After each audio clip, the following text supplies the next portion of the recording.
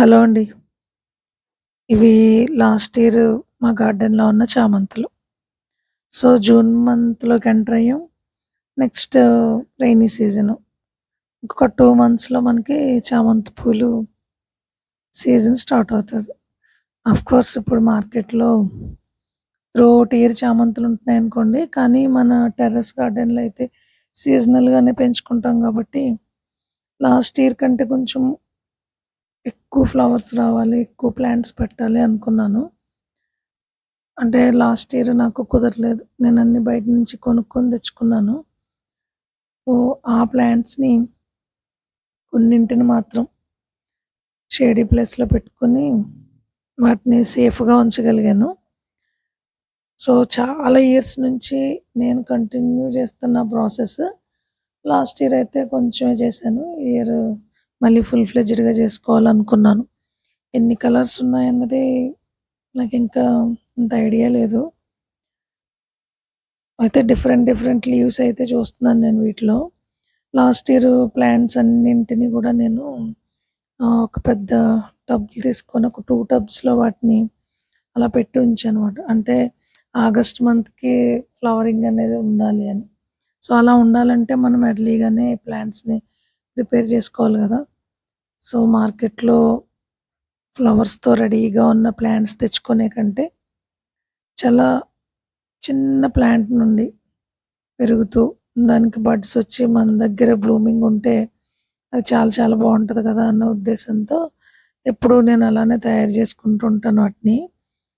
అలా చేసుకున్న ఆ ప్రాసెస్‌ని ఈసారి ఏంటంటే కొంచెం ముందుగా చేసుకోవాలనుకున్నాను. సో, దీనికేంటంటే మనం ఆల్రెడీ అలా ఉంచుకున్న ప్లాంట్స్‌ని స్టెమ్స్ కట్ చేసుకొని ఆ స్టెమ్ కటింగ్స్‌తో మనం న్యూ ప్లాంట్స్‌ని చేసుకోవచ్చన్నమాట. సో, ఇలా లాస్ట్ ఇయర్ ఉన్న ఈ ప్లాంట్స్‌ని చిన్న చిన్న కొమ్మల కింద కట్ చేసుకున్నాను. అలా కట్ చేసుకొని వీటిని ఎప్పుడు ఏంటంటే నేను ఒక పెద్ద టబ్‌లో శాండ్ తీసుకొని ఆ శాండ్‌లో పెట్టుకునేదాన్ని. ఈ స్టెమ్ కటింగ్స్ అన్నీ.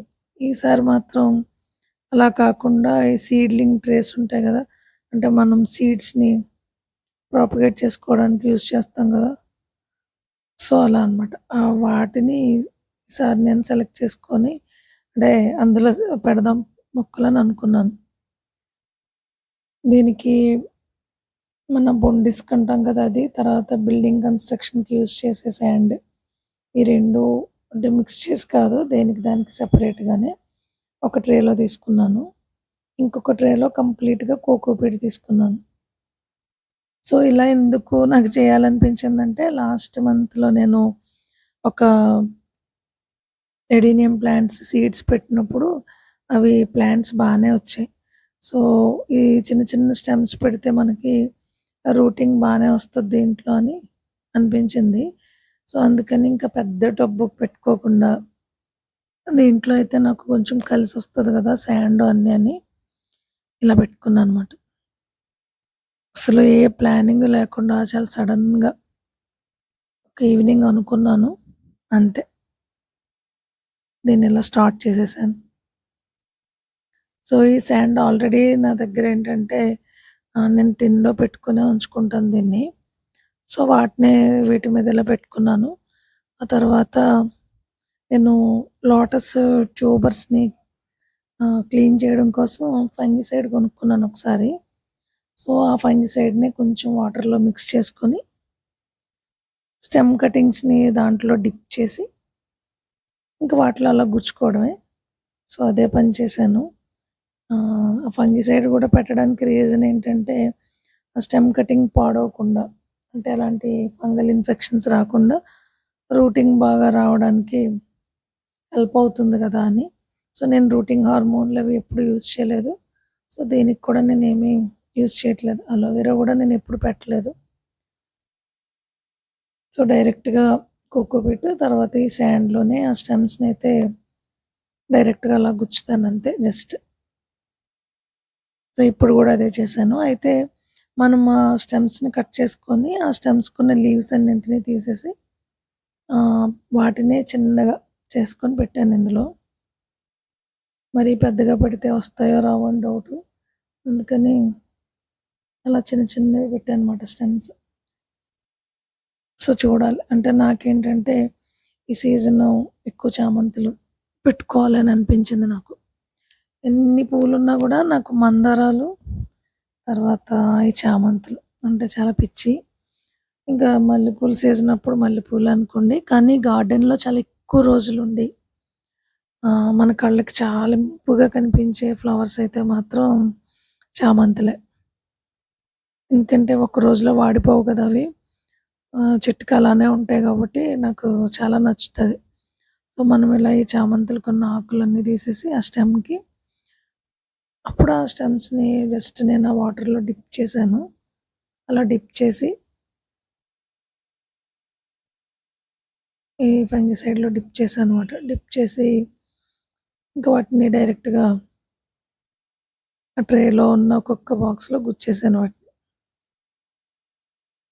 సో, ఏది సీడ్లింగ్ బా వస్తదా ఏమన్నా దేనికి వేర్లు బాగా వస్తాయో చూడాలి. నేనైతే చాలా చిన్న చిన్నవే తీసుకున్నాను అవి స్టెమ్స్. ఇంతకు ముందైతే కొంచెం దీనికంటే డబల్ ఉండేది. కానీ ఇప్పుడు మాత్రం చిన్న సైజే తీసుకున్నాను. అంటే వీటి డెప్త్ కొంచెం తక్కువ గదా! అందుకని అలా చిన్న చిన్నవి తీసుకున్నానన్నమాట. సో, ఎవరైనా ఇది చాలా ఈజీగా జేసుకోవచ్చు. మనకి ఓల్డ్ ప్లాంట్స్ ఉంటే ఆ ప్లాంట్స్ నుంచి మల్టిపుల్ ప్లాంట్స్‌ని జేసుకోవచ్చన్నమాట. సో, ఇవన్నీ ఇలా పెట్టిన తర్వాత వీటిని కొంచెం షేడ్‌లో పెట్టుకోవాలి మనం. అంటే డైరెక్ట్ సన్‌లైట్ గాకుండా కొంచెం షేడీగా పెట్టుకుంటే అంటే ఏ మొక్కలు స్టాండ్ కింద పెట్టుకోవడం. లేదు అనంటే నేనైతే మాక్సిమం వాటర్ ట్యాంక్ కింద పెట్టుకుంటాను. కొన్నిసార్లయితే ఇలా మన మొక్కలు స్టాండ్‌లుంటాయి గదా! దాని కింద కూడా పెడతాను. సో, అలా మనం కొంచెం షేడ్ ఉన్న ప్లేస్‌లో పెడితే ఇవి చక్కగా ఒక 10, 15 డేస్‌లో రూటింగ్ వచ్చేస్తది. చాలా బాగా రెడీ అవుతాయి. అయితే దీని నిండా వాటర్‌ని మనం ఈ ట్రేలో వీటిని ఫిల్ చేసిన తర్వాత ఆల్రెడీ వాటరింగ్ ఇస్తాం. అలా 2 డేస్‌కి ఒక్కసారి స్ప్రే చేస్తే అంటే మనం నీళ్ళలా పోసేస్తే ఆ ఫ్లోకి ఇవి పాడైపోతాయి కదా! సో, అందుకని స్ప్రింకిల్ చేసుకుంటే సో, ఆ వెట్ అలా ఉండి రూట్స్ బా వస్తాయి. సో, చాలా సింపుల్‌గా మనం కొంచెం డబ్బులేమి ఎక్కువ ఖర్చు పెట్టకుండా ఇలా మల్టిపుల్ ప్లాంట్స్‌ని మనం రెడీ చేసుకోవచ్చు గార్డెన్‌కి. ఇవి రూట్స్ వచ్చిన తర్వాత వీటిని చక్కగా మనం రీపాటింగ్ చేసుకోవచ్చు. సో, నేను అలా వీటిని మళ్ళీ రీపాటింగ్ చేసేటప్పుడు ఇంకొక వీడియోలో మళ్ళీ కలుస్తాను.